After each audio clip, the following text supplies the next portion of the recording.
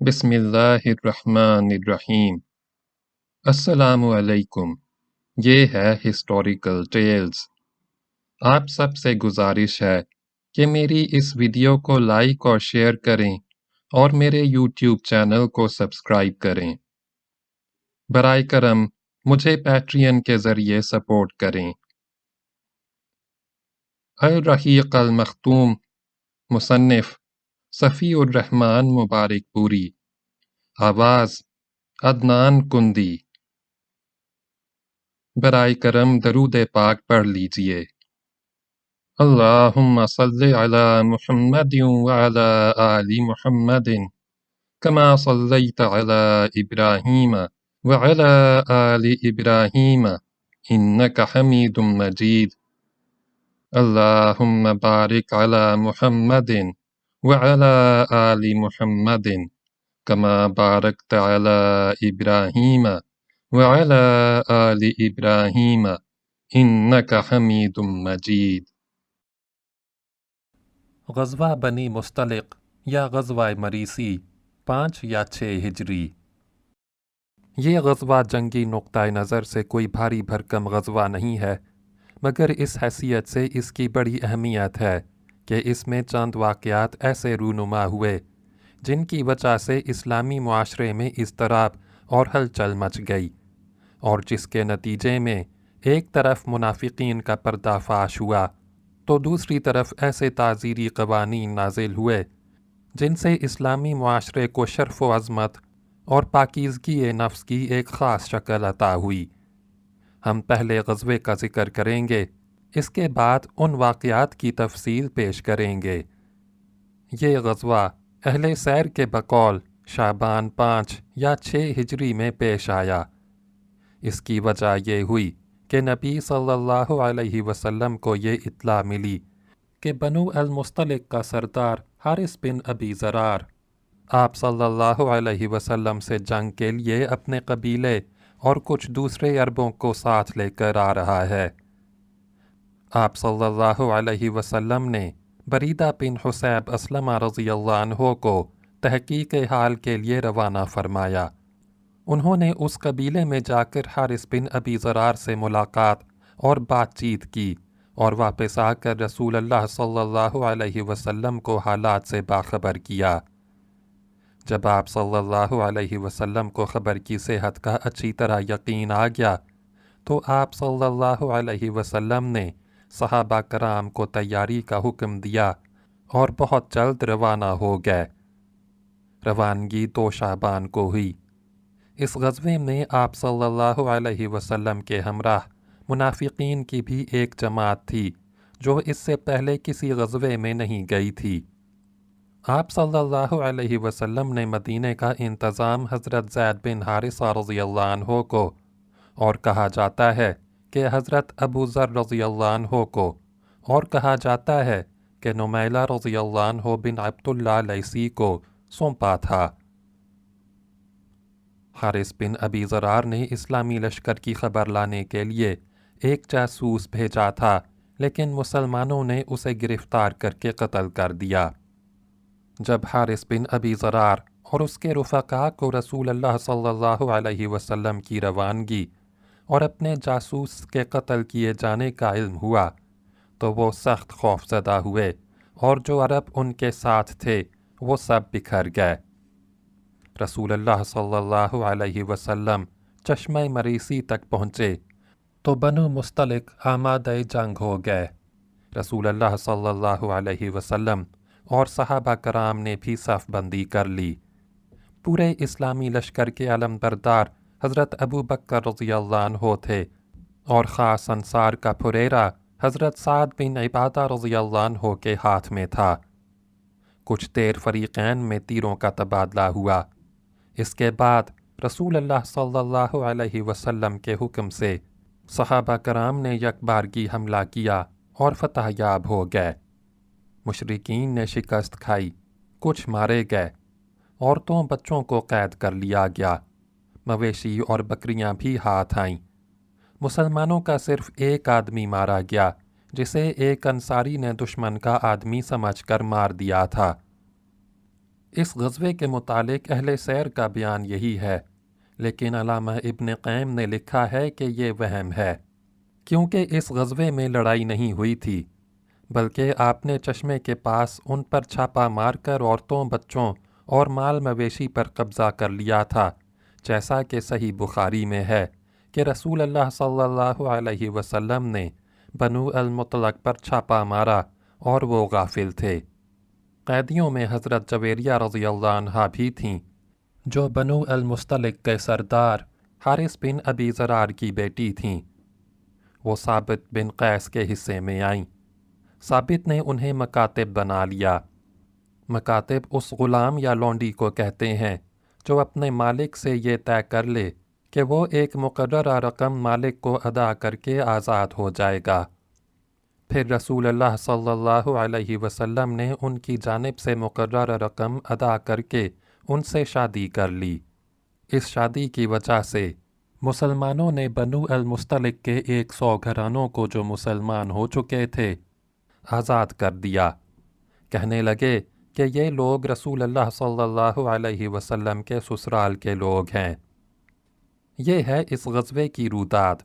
باقی رہے وہ واقعات جو اس غزوے میں پیش آئے، تو چونکہ ان کی بنیاد عبداللہ بن ابی رئیس المنافقین اور اس کے رفقا تھے، اس لیے بے جانا ہوگا کہ پہلے اسلامی معاشرے کے اندر ان کے کردار اور رویے کی ایک جھلک پیش کر دی جائے اور بعد میں واقعات کی تفصیل دی جائے۔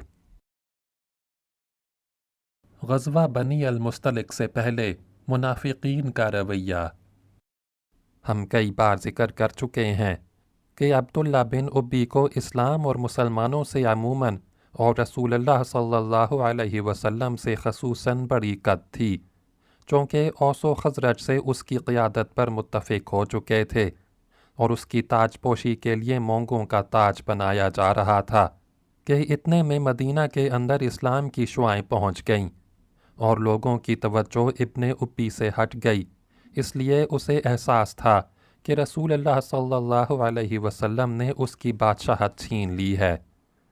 اس کی یہ قد اور جلن ابتدائی ہجرت ہی سے واضح تھی، جبکہ ابھی اس نے اسلام کا اظہار بھی نہیں کیا تھا۔ پھر اسلام کا اظہار کرنے کے بعد بھی اس کی یہی روش رہی۔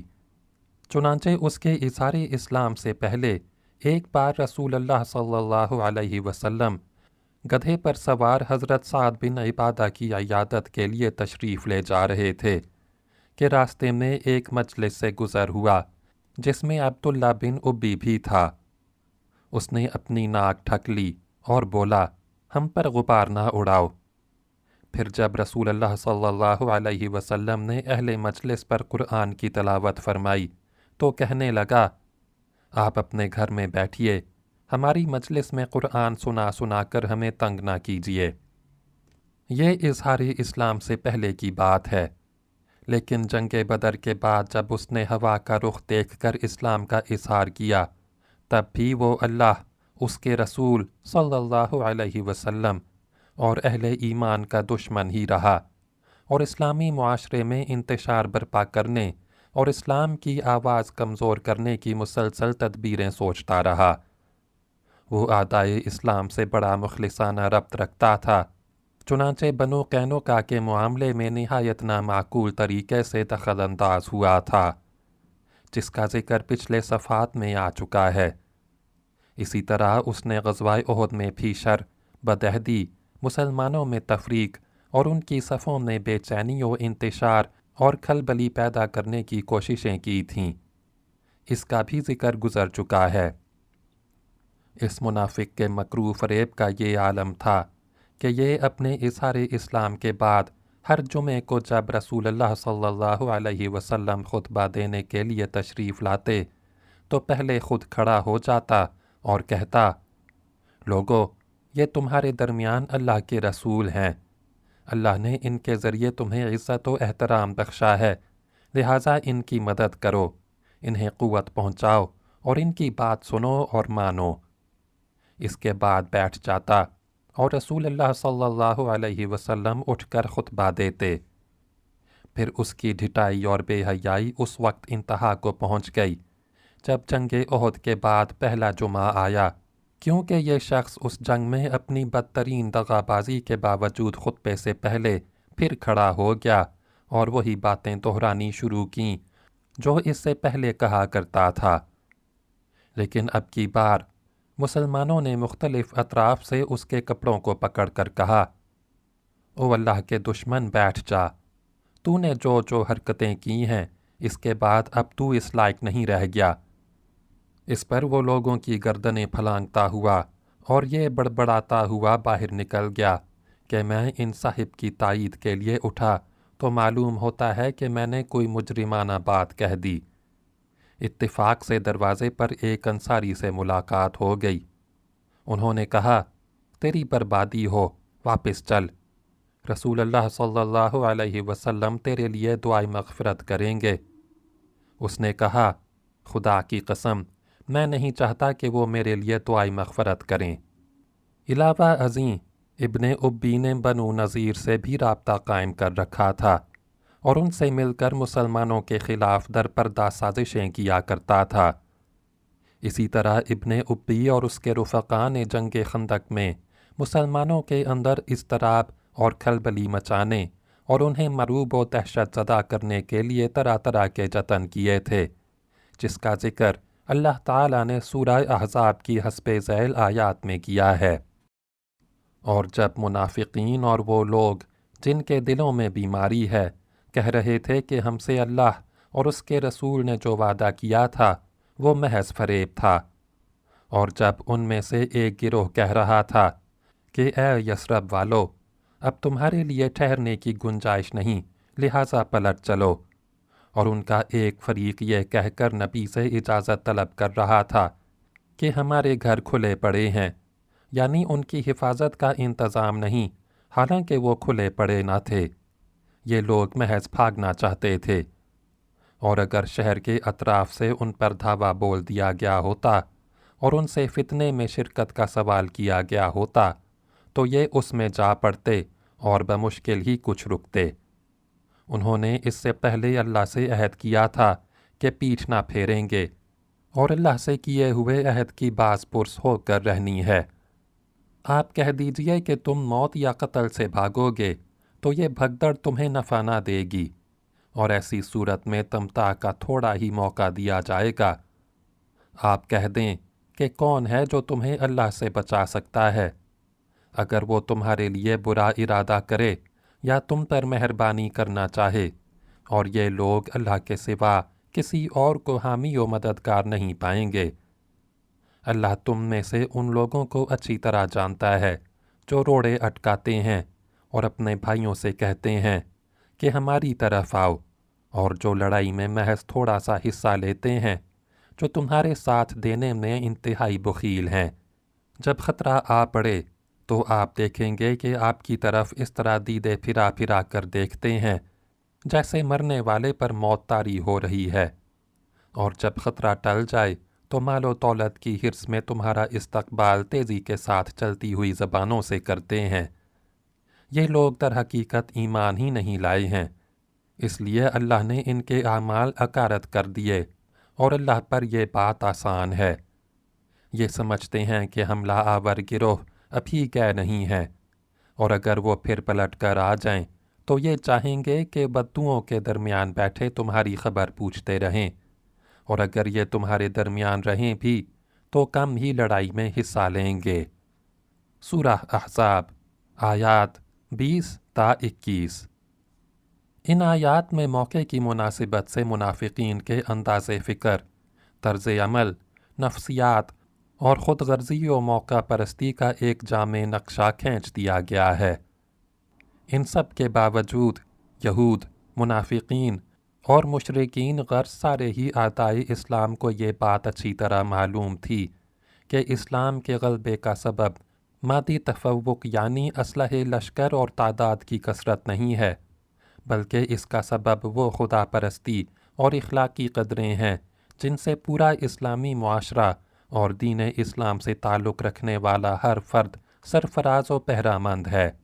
ان اعدائے اسلام کو یہ بھی معلوم تھا کہ اس فیض کا سرچشمہ رسول اللہ صلی اللہ علیہ وسلم کی ذات گرامی ہے، جو ان اخلاقی قدروں کا معجزے کی حد تک سب سے بلند نمونہ ہے۔ اسی طرح یہ اعدائے اسلام 4-5 سال تک برسر پیکار رہ کر یہ بھی سمجھ چکے تھے کہ اس دین اور اس کے حاملین کو ہتھیاروں کے بل پر نیست و نابود کرنا ممکن نہیں۔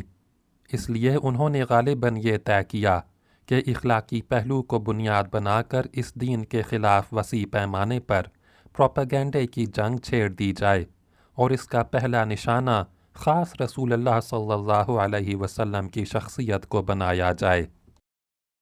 چونکہ منافقین مسلمانوں کی صف میں 5واں کالم تھے اور مدینہ ہی کے اندر رہتے تھے، مسلمانوں سے بلا تردد مل جل سکتے تھے اور ان کے احساسات کو کسی بھی مناسب موقع پر بآسانی بھڑکا سکتے تھے۔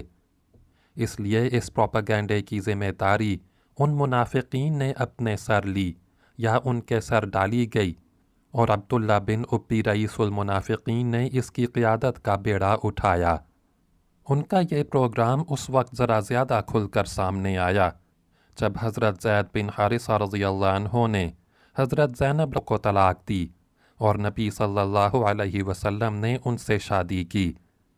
چونکہ عرب کا دستور یہ چلا آ رہا تھا کہ وہ متبنہ یعنی منہ بولے بیٹے کو اپنے حقیقی لڑکے کا درجہ دیتے تھے اور اس کی بیوی کو حقیقی بیٹے کی بیوی کی طرح حرام سمجھتے تھے۔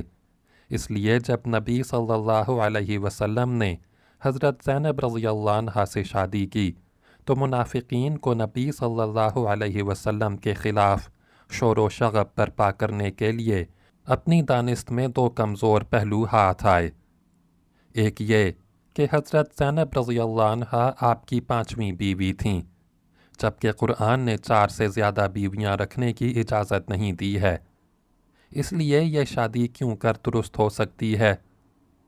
دوسرے یہ کہ زینب رضی اللہ عنہا آپ صلی اللہ علیہ وسلم کے بیٹے یعنی منہ بولے بیٹے کی بیوی تھیں، اس لیے عرب دستور کے مطابق ان سے شادی کرنا نہایت سنگین جرم اور زبردست گناہ تھا۔ چنانچہ اس سلسلے میں خوب پروپیگنڈا کیا گیا اور طرح طرح کے افسانے گھڑے گئے۔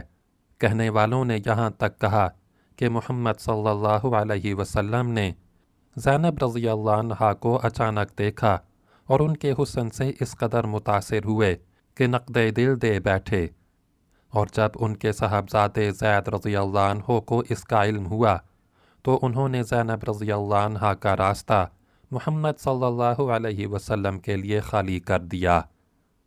منافقین نے اس افسانے کا اتنی قوت سے پروپیگنڈا کیا کہ اس کے اثرات کتب احادیث و تفاسیر میں اب تک چلے آ رہے ہیں۔ اس وقت یہ سارا پروپیگنڈا کمزور اور سادہ لوح مسلمانوں کے اندر اتنا مؤثر ثابت ہوا کہ بالآخر قرآن مجید میں اس کی بابت واضح آیات نازل ہوئیں، جن کے اندر شکوک پنہاں کی بیماری کا پورا علاج تھا۔ اس پروپیگنڈے کی وسعت کا اندازہ اس سے کیا جا سکتا ہے کہ سورہ احزاب کا آغاز ہی اس آیت کریمہ سے ہوا، یا ایھا النبی اتق اللہ ولا تطیع الکافرین والمنافقین ان اللہ کان علیما حکیما، یعنی اے نبی اللہ سے ڈرو اور کافرین و منافقین سے نہ دبو، بے شک اللہ جاننے والا حکمت والا ہے۔ سورہ احزاب آیت نمبر 1۔ یہ منافقین کی حرکتوں اور کارروائیوں کی طرف ایک طائرانہ اشارہ اور ان کا ایک مختصر سا خاکہ ہے۔ نبی صلی اللہ علیہ وسلم یہ ساری حرکتیں صبر، نرمی اور تلطف کے ساتھ برداشت کر رہے تھے، اور عام مسلمان بھی ان کے شر سے دامن بچا کر صبر و برداشت کے ساتھ رہ رہے تھے، کیونکہ انہیں تجربہ تھا کہ منافقین قدرت کی طرف سے رہ رہ کر رسوا کیے جاتے رہیں گے۔ چنانچہ ارشاد ہوا، اولا یرون انہم یفتنون فی کل عام مرۃ او مرتین ثم لا یتوبون ولا هم یذکرون، یعنی وہ دیکھتے نہیں کہ انہیں ہر سال 1 بار یا 2 بار فتنے میں ڈالا جاتا ہے، پھر وہ نہ تو توبہ کرتے ہیں اور نہ نصیحت پکڑتے ہیں۔ سورہ التوبہ آیت نمبر 126۔ غزوہ بنو المصطلق میں منافقین کا کردار۔ جب غزوہ بنی المصطلق پیش آیا اور منافقین بھی اس میں شریک ہوئے تو انہوں نے ٹھیک وہی کیا جو اللہ تعالیٰ نے اس آیت میں فرمایا ہے۔ اگر وہ تمہارے اندر نکلتے تو تمہیں مزید فساد ہی سے دوچار کرتے اور فتنے کی تلاش میں تمہارے اندر تگ و دو کرتے۔ سورہ التوبہ آیت نمبر 47۔ چنانچہ اس غزوے میں انہیں بھڑاس نکالنے کے 2 مواقع ہاتھ آئے، جس سے فائدہ اٹھا کر انہوں نے مسلمانوں کی صفوں میں خاصا اضطراب و انتشار مچایا اور نبی صلی اللہ علیہ وسلم کے خلاف بدترین پروپیگنڈا کیا۔ ان دونوں مواقع کی کسی قدر تفصیلات یہ ہیں۔ 1۔ مدینہ سے ذلیل ترین آدمی کو نکالنے کی بات۔ رسول اللہ صلی اللہ علیہ وسلم غزوہ بنی المصطلق سے فارغ ہو کر ابھی چشمہ مریسی پر قیام فرما ہی تھے کہ کچھ لوگ پانی لینے گئے۔ انہی میں حضرت عمر بن خطاب رضی اللہ عنہ کا ایک مزدور بھی تھا جس کا نام جہجہ غفاری تھا۔ پانی پر ایک اور شخص سنان بن دبر جہنئی سے اس کی دھکم دھکا ہو گئی اور دونوں لڑ پڑے۔ پھر جہنئی نے پکارا، یا معاشر الانصار، نصار کے لوگوں، مدد کو پہنچو، اور جہجہ نے آواز دی، یا معاشر المہاجرین، مہاجرین مدد کو آؤ۔ رسول اللہ صلی اللہ علیہ وسلم خبر پاتے ہی وہاں تشریف لے گئے اور فرمایا، میں تمہارے اندر موجود ہوں اور جاہلیت کی پکار پکاری جا رہی ہے، اسے چھوڑ دو، یہ بدبودار ہے۔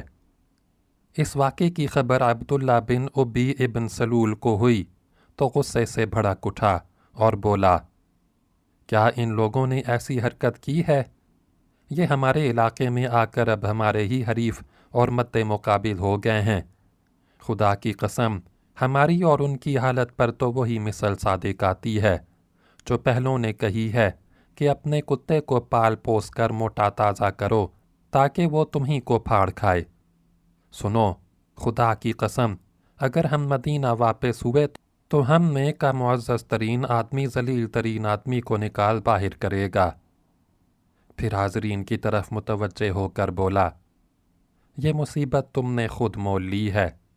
تم نے انہیں اپنے شہر میں اتارا اور اپنے اموال بانٹ کر دیے۔ دیکھو، تمہارے ہاتھوں میں جو کچھ ہے، اگر اسے دینا بند کر دو تو یہ تمہارا شہر چھوڑ کر کہیں اور چلتے بنیں گے۔ اس وقت مجلس میں ایک نوجوان صحابی حضرت زید رضی اللہ عنہ بن ارقم بھی موجود تھے۔ انہوں نے آ کر اپنے چچا کو پوری بات کہہ سنائی۔ ان کے چچا نے رسول اللہ صلی اللہ علیہ وسلم کو اطلاع دی۔ اس وقت حضرت عمر رضی اللہ عنہ بھی موجود تھے۔ بولے، حضور، عباد رضی اللہ عنہ بن بشر سے کہیے کہ اسے قتل کر دیں۔ آپ صلی اللہ علیہ وسلم نے فرمایا، عمر، یہ کیسے مناسب رہے گا؟ لوگ کہیں گے کہ محمد اپنے ساتھیوں کو قتل کر رہا ہے۔ نہیں، بلکہ تم کوچ کا اعلان کر دو۔ یہ ایسا وقت تھا جس میں آپ صلی اللہ علیہ وسلم کوچ نہیں فرمایا کرتے تھے۔ لوگ چل پڑے تو حضرت اسید بن حضیر رضی اللہ عنہ حاضر خدمت ہوئے اور سلام کر کے عرض کیا کہ آج آپ صلی اللہ علیہ وسلم نے بے وقت کوچ فرمایا ہے۔ آپ صلی اللہ علیہ وسلم نے فرمایا، کیا تمہارے صاحب یعنی ابن ابی نے جو کچھ کہا ہے تمہیں اس کی خبر نہیں ہوئی؟ انہوں نے دریافت کیا کہ اس نے کیا کہا ہے۔ آپ صلی اللہ علیہ وسلم نے فرمایا، اس کا خیال ہے کہ اگر وہ مدینہ واپس ہوا تو معزز ترین آدمی ذلیل ترین آدمی کو مدینہ سے نکال باہر کرے گا۔ انہوں نے کہا، یا رسول اللہ، آپ صلی اللہ علیہ وسلم اگر چاہیں تو اسے مدینے سے نکال باہر کریں۔ خدا کی قسم وہ ذلیل ہے اور آپ صلی اللہ علیہ وسلم باعزت ہیں۔ اس کے بعد انہوں نے کہا، اے اللہ کے رسول صلی اللہ علیہ وسلم، اس کے ساتھ نرمی برتیے، کیونکہ بخدا اللہ تعالیٰ آپ کو ہمارے پاس اس وقت لے آیا جب اس کی قوم اس کی تاج پوشی کے لیے مونگوں کا تاج تیار کر رہی تھی۔ اس لیے اب وہ سمجھتا ہے کہ آپ نے اس سے اس کی بادشاہت چھین لی ہے۔ پھر آپ شام تک پورا دن اور صبح تک پوری رات چلتے رہے، بلکہ اگلے دن کے ابتدائی اوقات میں اتنی دیر تک سفر جاری رکھا کہ دھوپ سے تکلیف ہونے لگی۔ اس کے بعد اتر کر پڑاؤ ڈالا گیا تو لوگ زمین پر جسم رکھتے ہی بے خبر ہو گئے۔ آپ صلی اللہ علیہ وسلم کا مقصد بھی یہی تھا کہ لوگوں کو سکون سے بیٹھ کر گپ لڑانے کا موقع نہ ملے۔ ادھر عبداللہ بن ابی کو جب پتہ چلا کہ زید رضی اللہ عنہ بن ارقم نے بھانڈا پھوڑ دیا ہے تو وہ رسول اللہ صلی اللہ علیہ وسلم کی خدمت میں حاضر ہوا اور اللہ کی قسم کھا کر کہنے لگا کہ اس نے جو بات آپ کو بتائی ہے وہ بات میں نے نہیں کہی ہے اور نہ اسے زبان پر لایا ہوں۔ اس وقت وہاں انصار کے جو لوگ موجود تھے انہوں نے بھی کہا، یا رسول اللہ صلی اللہ علیہ وسلم، ابھی وہ لڑکا ہے، ممکن ہے اسے وہم ہو گیا ہو اور اس شخص نے جو کچھ کہا تھا اسے ٹھیک ٹھیک یاد نہ رکھ سکا ہو۔ اس لیے آپ صلی اللہ علیہ وسلم نے ابن ابی کی بات سچ مان لی۔ حضرت زید رضی اللہ عنہ کا بیان ہے کہ اس پر مجھے ایسا غم لاحق ہوا کہ ویسے غم سے میں کبھی دوچار نہیں ہوا تھا۔ میں صدمے سے اپنے گھر میں بیٹھ رہا یہاں تک اللہ تعالیٰ نے سورہ منافقین نازل فرمائی جس میں دونوں باتیں مذکور ہیں۔ ہم الذین یقولون لا تنفقوا علی من عند رسول اللہ حتی ینفضوا، یعنی یہ منافقین وہی ہیں جو کہتے ہیں کہ جو لوگ رسول اللہ کے پاس ہیں ان پر خرچ نہ کرو یہاں تک کہ وہ چلتے بنے۔ سورہ منافقین آیت نمبر 63۔ حضرت زید رضی اللہ عنہ کہتے ہیں کہ اس کے بعد رسول اللہ صلی اللہ علیہ وسلم نے مجھے بلوایا اور یہ آیتیں پڑھ کر سنائیں، پھر فرمایا، اللہ نے تمہاری تصدیق کر دی۔ اس منافق کے صاحبزادے جن کا نام عبداللہ رضی اللہ عنہ ہی تھا، اس کے بالکل برعکس نہایت نیک تنیت انسان اور خیار صحابہ میں سے تھے۔ انہوں نے اپنے باپ سے برات اختیار کر لی اور مدینہ کے دروازے پر تلوار سونت کر کھڑے ہو گئے۔ جب ان کے باپ عبداللہ بن ابی وہاں پہنچا تو اس سے بولے، خدا کی قسم آپ یہاں سے آگے نہیں بڑھ سکتے یہاں تک کہ رسول اللہ صلی اللہ علیہ وسلم اجازت دے دیں، کیونکہ حضور عزیز ہیں اور آپ ذلیل ہیں۔ اس کے بعد جب نبی صلی اللہ علیہ وسلم وہاں تشریف لائے تو آپ نے اس کو مدینہ میں داخل ہونے کی اجازت دی اور تب صاحبزادے نے باپ کا راستہ چھوڑا۔ عبداللہ بن ابی کے انہی صاحبزادے حضرت عبداللہ رضی اللہ عنہ نے آپ سے یہ بھی عرض کی تھی کہ اے اللہ کے رسول صلی اللہ علیہ وسلم، آپ اسے قتل کرنے کا ارادہ رکھتے ہوں تو مجھے فرمائیے، خدا کی قسم میں اس کا سر آپ کی خدمت میں حاضر کر دوں گا۔ اور 2 واقعہ افک۔ اس غزوے کا دوسرا اہم واقعہ افک کا واقعہ ہے۔ اس واقعے کا ماحصل یہ ہے کہ رسول اللہ صلی اللہ علیہ وسلم کا دستور تھا کہ سفر میں جاتے ہوئے ازواج مطہرات کے درمیان قرعہ اندازی فرماتے، جس کا قرعہ نکال آتا اسے ہمراہ لے جاتے۔ اس غزوے میں قرعہ حضرت عائشہ رضی اللہ عنہا کے نام نکلا اور آپ صلی اللہ علیہ وسلم انہیں ساتھ لے گئے۔ غزوے سے واپسی میں ایک جگہ پڑاؤ ڈالا گیا۔ حضرت عائشہ رضی اللہ عنہا اپنی حاجت کے لیے گئیں اور اپنی بہن کا ہار جسے عاریتاً لے گئی تھیں کھو بیٹھیں۔ احساس ہوتے ہی فوراً اس جگہ واپس گئیں جہاں ہار غائب ہوا تھا۔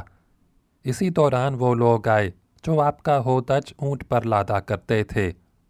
انہوں نے سمجھا آپ ہودج کے اندر تشریف فرما ہیں، اس لیے اسے اونٹ پر لاد دیا اور ہودج کے ہلکے پن پر نہ چونکے، کیونکہ حضرت عائشہ رضی اللہ عنہا ابھی نوعمر تھیں۔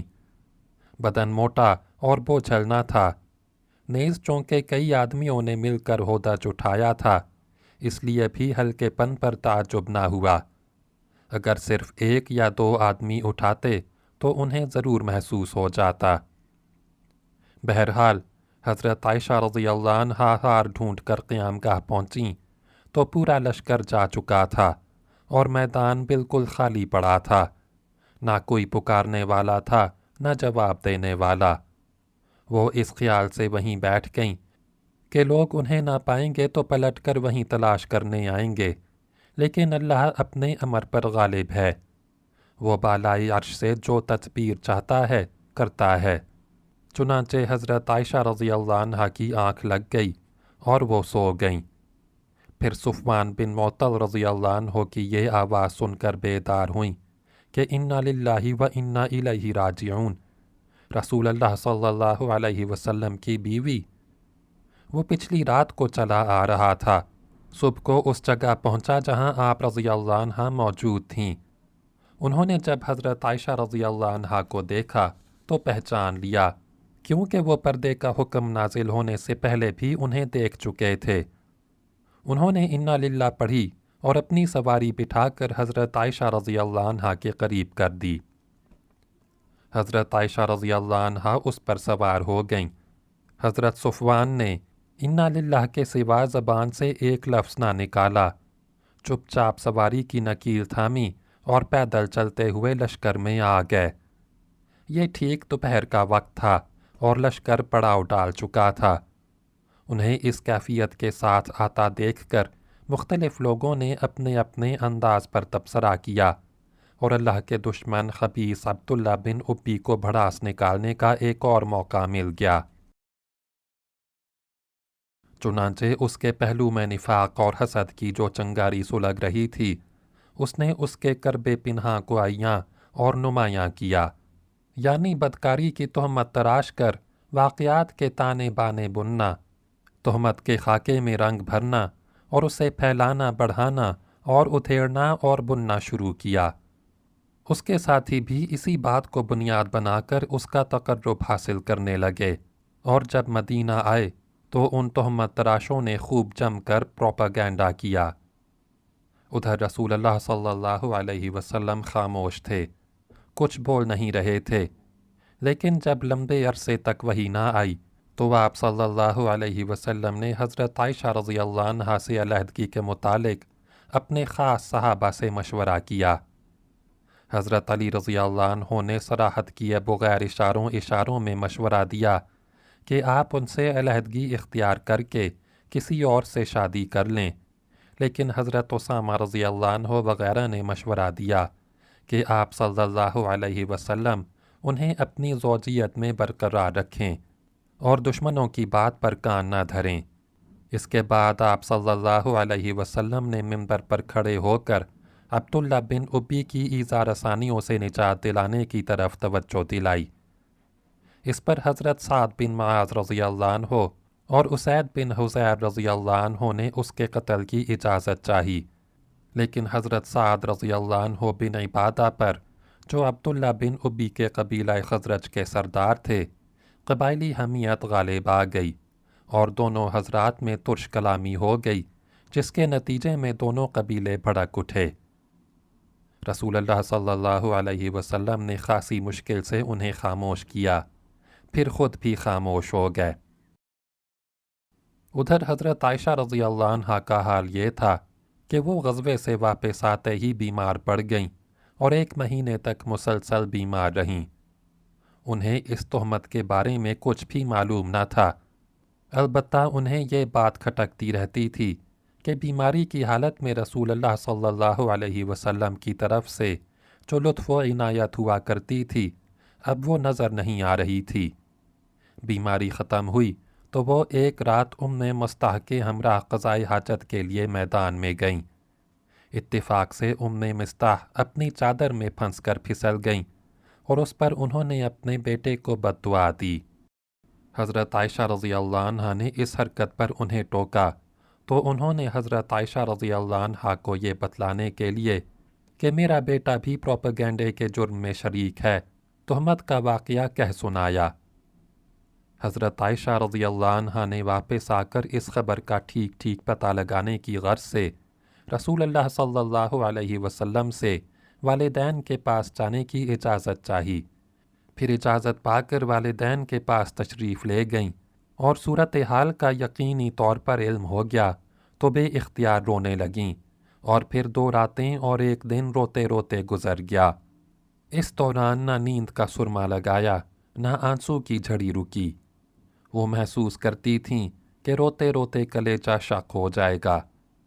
اسی حالت میں رسول اللہ صلی اللہ علیہ وسلم تشریف لائے، کلمہ شہادت پر مشتمل خطبہ پڑھا اور اما بعد کہہ کر فرمایا: اے عائشہ، مجھے تمہارے متعلق ایسی اور ایسی بات کا پتہ لگا ہے۔ اگر تم اس سے بری ہو تو واللہ تعالی عن قریب تمہاری برات ظاہر فرما دے گا، اور اگر خدا نخواستہ تم سے کوئی گناہ سرزد ہو گیا ہے تو تم اللہ سے مغفرت مانگو اور توبہ کرو، کیونکہ بندہ جب اپنے گناہ کا اقرار کر کے اللہ کے حضور توبہ کرتا ہے تو اللہ تعالیٰ اس کی توبہ قبول کر لیتا ہے۔ اس وقت حضرت عائشہ رضی اللہ عنہا کے آنسو یکدم تھم گئے، اور اب انہیں آنسو کا ایک قطرہ بھی محسوس نہ ہو رہا تھا۔ انہوں نے اپنے والدین سے کہا کہ وہ آپ صلی اللہ علیہ وسلم کو جواب دیں، لیکن ان کی سمجھ میں نہ آیا کہ کیا جواب دیں۔ اس کے بعد حضرت عائشہ رضی اللہ عنہا نے خود ہی کہا: واللہ میں جانتی ہوں کہ یہ بات سنتے سنتے آپ لوگوں کے دلوں میں اچھی طرح بیٹھ گئی ہے، اور آپ لوگوں نے اسے بالکل سچ سمجھ لیا ہے۔ اس لیے اب اگر میں یہ کہوں کہ میں بری ہوں، اور اللہ خوب جانتا ہے کہ میں بری ہوں، تو آپ لوگ میری بات سچ نہ سمجھیں گے، اور اگر میں کسی بات کا اعتراف کر لوں، حالانکہ اللہ خوب جانتا ہے کہ میں اس سے بری ہوں، تو آپ لوگ صحیح مان لیں گے۔ ایسی صورت میں واللہ میرے لیے اور آپ لوگوں کے لیے وہی مثل ہے جسے حضرت یوسف علیہ السلام کے والد نے کہا تھا: فصبر جمیل واللہ المستعان علی ما تصفون، یعنی صبر ہی بہتر ہے، اور تم لوگ جو کچھ کہتے ہو اس پر اللہ کی مدد مطلوب ہے۔ سورہ یوسف آیت نمبر 18۔ اس کے بعد حضرت عائشہ رضی اللہ عنہا دوسری طرف جا کر لیٹ گئیں، اور اسی وقت رسول اللہ صلی اللہ علیہ وسلم پر وحی کا نزول شروع ہو گیا۔ پھر جب آپ صلی اللہ علیہ وسلم سے نزول وحی کی شدت و کیفیت ختم ہوئی تو آپ مسکرا رہے تھے، اور آپ صلی اللہ علیہ وسلم نے پہلی بات جو فرمائی وہ یہ تھی کہ اے عائشہ، اللہ نے تمہیں بری کر دیا۔ اس پر خوشی سے ان کی ماں بولیں: عائشہ، حضور کی جانب اٹھو، شکریہ ادا کرو۔ انہوں نے اپنے دامن کی برات اور رسول اللہ صلی اللہ علیہ وسلم کی محبت پر اعتماد و وثوق کے سبب قدر ناز کے انداز میں کہا: واللہ میں تو ان کی طرف نہ اٹھوں گی اور صرف اللہ کی حمد کروں گی۔ اس موقع پر واقعہ افق سے متعلق جو آیات اللہ نے نازل فرمائیں وہ سورہ نور کی 10 آیات ہیں جو ان الذین جاءوا بالافک عصبۃ منکم سے شروع ہوتی ہیں، جو آیت نمبر 11 ہے۔ اس کے بعد تہمت تراشی کے جرم میں مصطح بن اثاثہ، حسان بن ثابت اور حمنہ بنت جہش رضی اللہ عنہم کو 80 کوڑے مارے گئے۔ البتہ خبیث عبداللہ بن ابی کی پیٹھ اس سزا سے بچ گئی، حالانکہ تہمت تراشوں میں وہی سر فہرست تھا، اور اسی نے اس معاملے میں سب سے اہم رول ادا کیا تھا۔